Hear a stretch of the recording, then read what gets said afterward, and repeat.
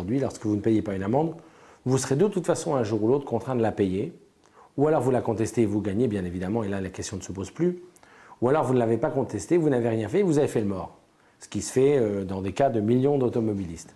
Dans ce cas-là, il ne faut plus espérer ni amnistie, ni grâce présidentielle, puisque ça n'existe plus et ça n'existera plus.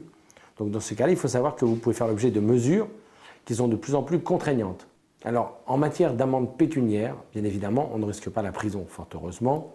Il n'y a pas de sanction de prison, il s'agit de sanctions financières.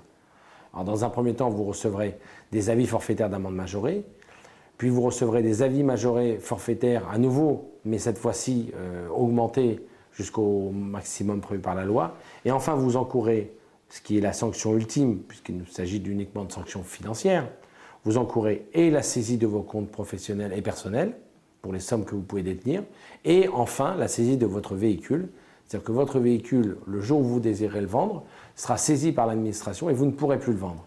Vous ne le savez pas, à aucun moment on ne vous prévient, mais le jour où vous vendez votre véhicule, il est gagé. Et donc la vente est annulée et impossible.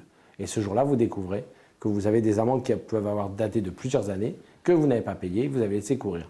Donc aujourd'hui, il faut bien comprendre que compte tenu de l'évolution actuelle du système répressif en matière d'infraction, toutes les amendes que vous ne payez pas, un jour ou l'autre, vous devrez les payer, que ce soit par saisie sur vos comptes, que ce soit par saisie de vos véhicules, que ce soit par un huissier qui vienne chez vous un matin avec un petit courrier.